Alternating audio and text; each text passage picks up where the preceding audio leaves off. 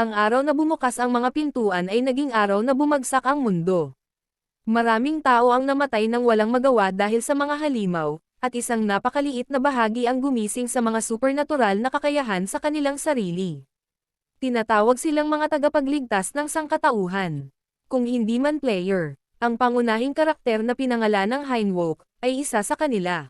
Siya ay isang F-rank player at isang mahusay na emperador ng bakal.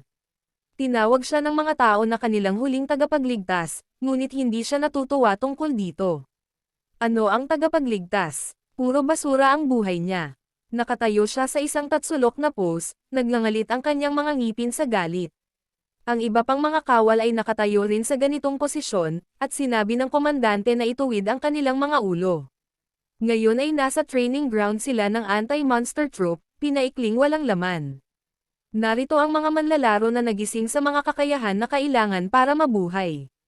Nagngangalit ang kanyang mga ngipin sa hindi kasiyahan, nagtaka siya kung bakit ang huling pagkakataon ng sangkatauhan ay nakatayo sa ganoong posisyon. Walang malinaw sa kanya. Sa loob ng ilang oras, nagpatuloy sila sa pagsasanay sa isang malaking lugar ng pagsasanay, sa tabi kung saan mayroong ilang mga truck na may mga armas. Sigaw ng commander na sila ang pinakamalakas. Kaya paano nila nagawang mawala ang truck ng siyam na shell casings? Ang pangunahing tauhan, samantala, ay iwinagayway ang kanyang daliri, gamit ang kanyang kakayahan, at inilabas ang isang cartridge case mula sa kanyang bulsa, pagkatapos ay itinuro niya ito sa kanyang bibig. Sigaw ng commander, wala na ba sila sa isip? Sinagot na balita ng lahat at hindi ito kaya lumitaw ang isang maliit na window ng system sa tabi niya, kung saan ang mukha kung saan nakasulat ito sa bigat ng metal na magagamit para sa kontrol ay 300 gramo. Ninuyan niya ang cartridge case at sumimangot sa disgusto, iniisip kung paano siya mananatiling matino kung kailangan niyang maging army sa pangalawang pagkakataon. Alam niya kung ano ang mangyayari sa hinaharap. Sisirain ang training ground, at mukhang underrule ito, at tatayo sa malapit ang kontrabida, si Gordon Priscilla. Magkakaroon ng mga pagsabog sa lahat ng dako at isang grupo ng mga bangkay sa lupa. Sumang-ayon si Haim noong araw na iyon at sinabing sa huli, hindi ang mga halimaw ang pumatay sa mga tao, kundi ang mga manlalaro. Hinubad ni Gordon Vizia ang chrome mask sa kanyang mukha at sinabing narito ang huling bayani, ang dakilang emperador ng bakal, ngunit isa lang siyang ranggo. Ibinuka niya ang kanyang mga braso sa gilid at sinabing nagkakamali siya. Silang mga banal na nilalang ay humawak ng paghatol sa sangkatauhan. Ang ibang mga manlalaro ay lumitaw sa likod ng kontrabida, pagkatapos ay sinabi ni Heinwick na sila ay mga kontrabida, wala nang iba pa. Kung alam lang niya kung paano maging mas malakas dito, o kahit isang araw na mas maaga, madali niyang tapusin ang mga ito. Halos ngumiti si Gordon at nagtanong, galit ba siya? Bahagya siyang yumoko sa kanya at sinabihan siyang huwag magdalamhati. Ang mga luha ay lumitaw sa mga gilid ng Heinwick at sinabi ng kanyang kaaway, kahit na may kaalamang ito, mananatili pa rin siyang walang silbi at mamamatay ng ganoong kamatayan ang nararapat sa kanyang ranggo. Pagkatapos ng mga salitang ito, umalis siya, at isa pang manlalaro ang pumalit sa kanya at itinaas ang kanyang sandata sa ibabaw niya.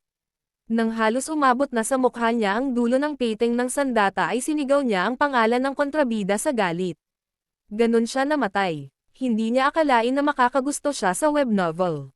Bumalik sa nakaraan, binati siya ng sistema para sa pag-unawa kung paano maging mas malakas. 9 minuto at 59 na segundo ang natitira hanggang sa maabsorb ang medalya. Sigaw ng commander na itatuwid niya ang kanilang mga isipan. Kapag sinabi niya ang isa, sasabihin nilang sundalo. Kapag sinabi niya ang dalawa, sasabihin nila, magkaisip ka.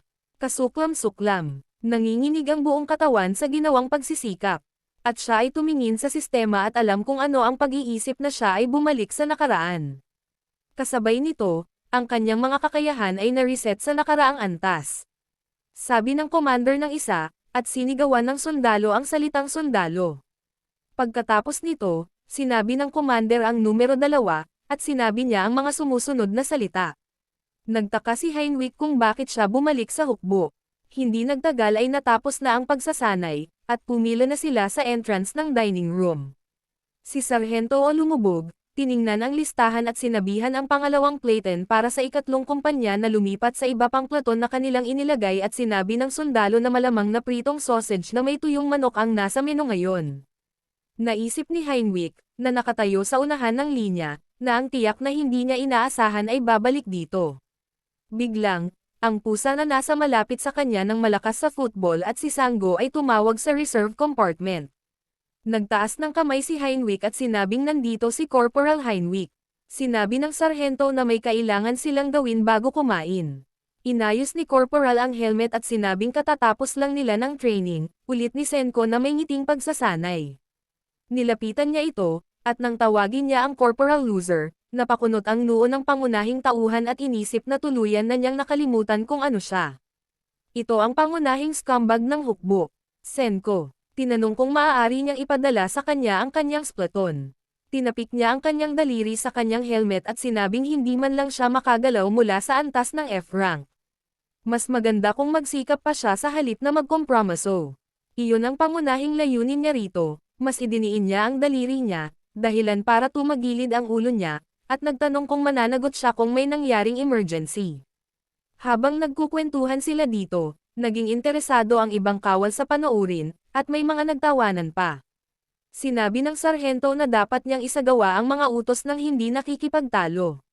Isa siyang korporal. Total na kasimangot naman si Hyan.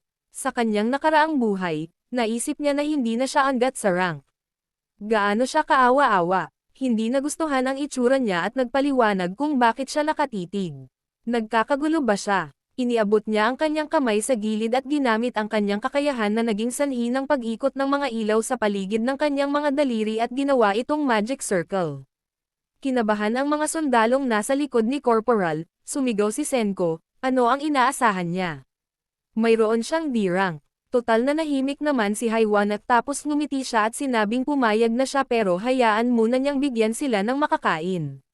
Nagalit ito kay Sangok, at sinabihan siya ng corporal na lingunin ang mga katrabaho. Maaaring isipin na inaabuso niya ang kanyang posisyon, tulad ng sinabi niya. Lumingon si Senko at nakita ang mga sundalo na nanunood sa kanila mula sa mga bintana at mula sa kalye. Sinabi ni Heinrich na nag-aalala siya na may mga kakaibang chismis tungkol sa kanya, ngunit ang kadakilaan ay nasa kanyang hinaharap. Magbibigay siya ng malaking kontribusyon, tama. Ang sarhento ay huminahon at nalilitong sumang-ayon, iniisip na ang lahat ay hindi dapat ganoon.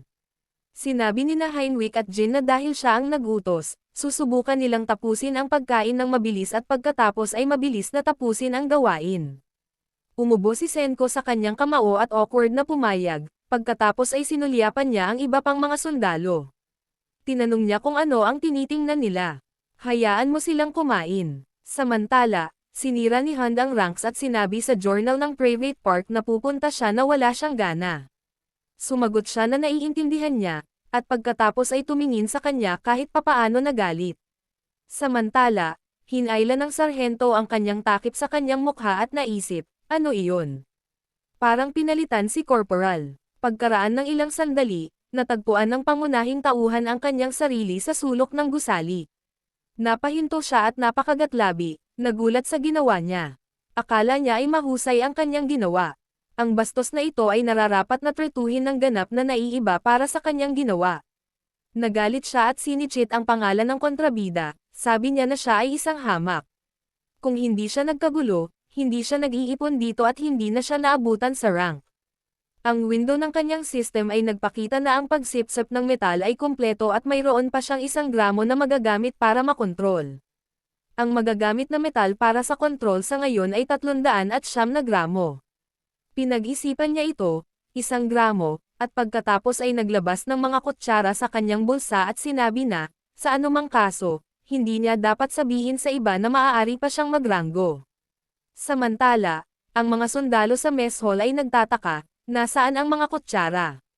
Naayos na ba ang lahat? Isa sa mga sundalo ang tumawag kay Private General at sinabing may problema sila.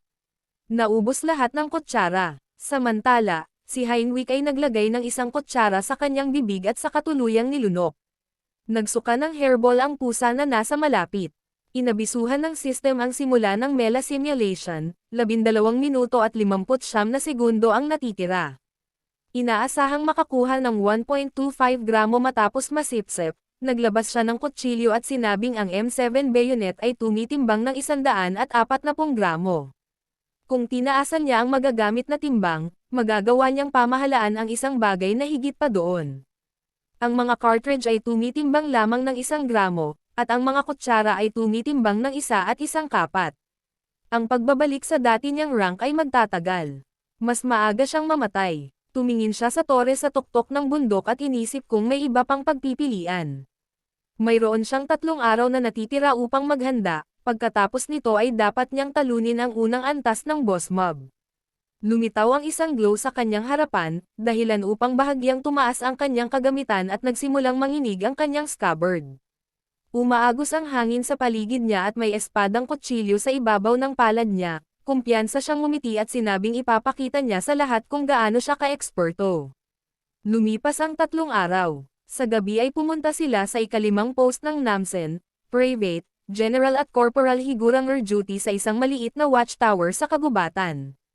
Ang private ay hindi siguradong tumingin sa corporal, na sinusuri ang kanyang sandata na may seryoso at puro mukha. Pinandilatan niya ito ng ilang segundo, nagpa siya sa isang bagay na sinabi niya na hindi siya tulad ng kanyang sarili kamakailan. Tumingin si Heinwick sa oras. Ito ay 4 AM pagkatapos kung saan siya nagtanong kung siya ay hindi komportable, ang private exclaimed excitedly na ito ay hindi gayon sa lahat. Si Heinwick ay nanatiling tahimik, at ang kanyang assistant window ay lumitaw sa kanyang harapan na may isang mensahe na mayroon siyang 6 na gramo na magagamit para makontrol. Sa ngayon, mayroon siyang 1 kilo at 359 na gramo. Nakangiting awkward si General at sinabing ang ibig niyang sabihin ay ito ang pinakamahusay. Matapos ang mga salitang ito, lumingon sa kanya si Corporal at lumapit at napaatras siya. At tinanong kung bakit niya ito ginagawa. Biglang nagtanong si Heinwick kung may tiwala siya sa kanya. Kinakabahang kinumpirma ng private ang kanyang mga sinabi, at bahagyang ipinikit ng corporal ang kanyang mga mata, nagtatanong, totoo ba ito? Pagkatapos noon, tinawag niya siya sa pangalan at tinanong niya, ano ito? Bilang tugon, hinayla ni Heinwick ang shuttle na may ngiti sa kanyang mukha. Samantala, sa paanan ng bundok, nagsimulang ipanganak ang mga duwende mula sa portal.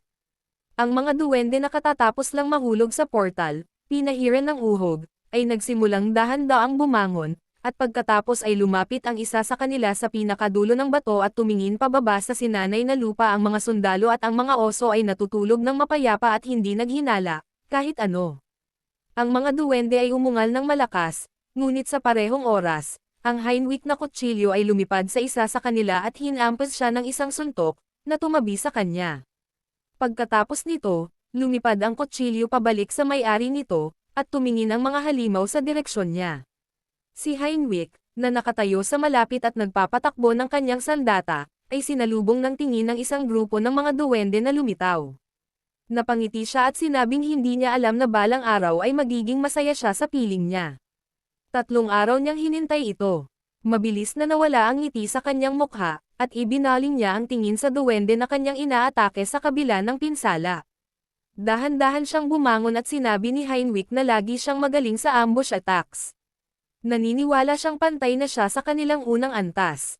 Maingat niyang inikat ang punyal sa paligid ng akses at sinabing ang buhay ay nagbigay sa kanya ng pangalawang pagkakataon, at tiyak na ayaw niyang gumastos sa parehong paraan. Nagsimulang maniwala ang sugatang duwende mula sa kanyang bibig at dahan-daang tumangala sa lalaki at saka sumugod sa kanya, sabi ni Heinwick na habang naglalako sila, siguradong mamamatay sila. Ikinumpas niya ang kanyang kamay at pinalipad ang kutsilyo. At nang makalapit na ang halimaw sa kanya ay mabilis na tinusok ng sandata ang kanyang leeg at naputol ang kanyang ulo. Bumagsak ang katawan ng mga duwende sa harap mismo ng kanyang mga paa. Lumilipad ang ulo niya sa gilid. Nanginginig ang kutsilyo habang nakadikit sa puno, at bumagal ang duwende nang makita ang pagkamatay ng kapatid. Isang bato ang nahulog mula sa patay na katawan ng mga goblins, at gamulong ito hanggang sa mga paa ni Heng. Iniabot niya ang 2 daliri patungo dito, pinulot ito at saka ipinasok sa kanyang bibig. Ang mga duwende ay ikiling ang kanilang mga ulo sa gilid, bahagyang nalilito, sinusubukang malaman kung ano ang kanyang ginagawa. Ninuyan niya ang bato at sinabing nakakadiri ang lasa. Ito ay Man of Steel. Kinilabutan ang mga duwende nang makita siyang lumunok, at ang ilan ay Sam o Kappa. Alam ni Hinak kung ano ang maaaring hinaharap. Kailangan niyang kumain ng bakal para lumakas.